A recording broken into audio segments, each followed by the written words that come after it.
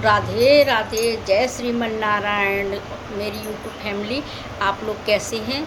आशा करती हूँ कि स्वस्थ होंगे, मस्त होंगे, बढ़िया होंगे। कल 7 तारीख थी, कल से श्राद्ध शुरू हो चुके हैं और श्राद्ध पूर्णमासी से ही शुरू होते, अमावस्या को ख़त्म होते, समाप्त हो जाते हैं। तो इस बार बहुत अच्छा योग बना हुआ है, जो कि पूर्णमासी के दिन चंद्र ग्रहण है और लास्ट जिस दिन अमावस्या है उस दिन में सूर्य ग्रहण है।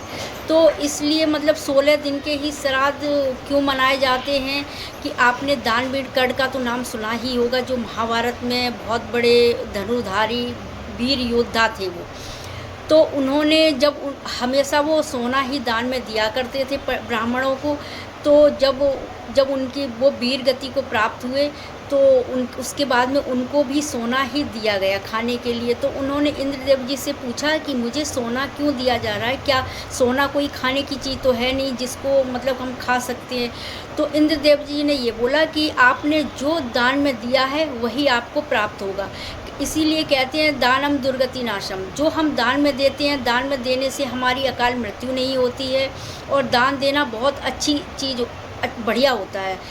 तो फिर उन्होंने ये कहा कि इसका कोई उपाय है क्या? तो उन्होंने कहा कि हाँ, इसके लिए आपको धरती पे जाना पड़ेगा 16 दिन के लिए।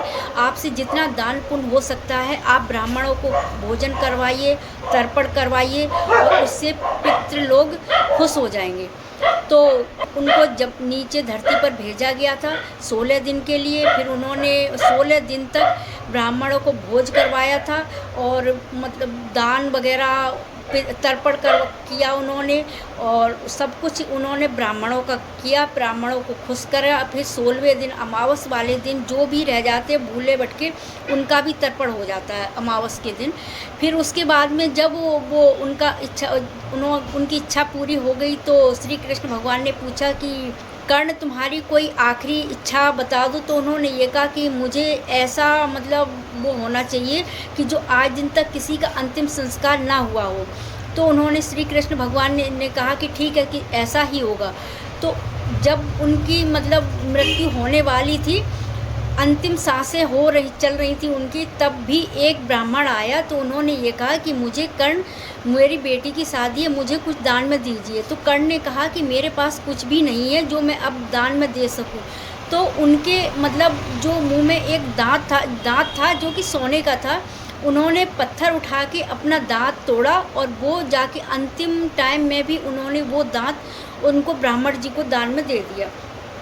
उसके बाद में कर्ण की अंतिम इच्छा थी कि उनका अंतिम संस्कार ऐसा किया जाए जो आज दिन तक कभी किसी का ना हुआ हो।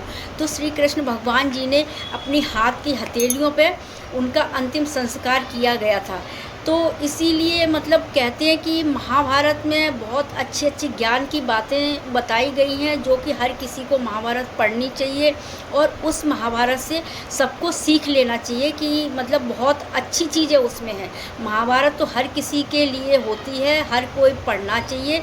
ध्यानपूर्वक हम उन्हीं बातों को गाइड करें, उन्हीं बातों के अनुसार हमें चलना चाहिए।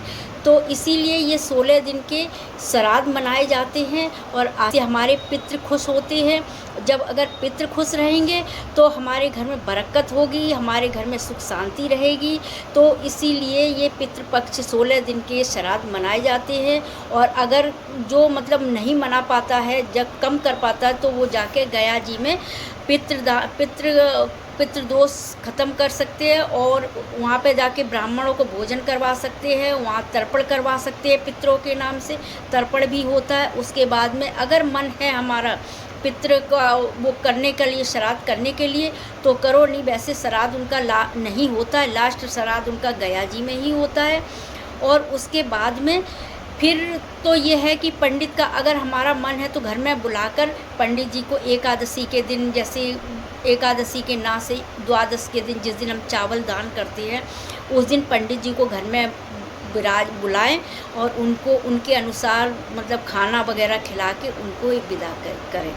तो ऐसी सभी को करना भी चाहिए और मतलब यही होना चाहिए। बाकी सब बढ़िया है, ठीक है। राधे राधे राधे राधे, जय श्रीमन नारायण।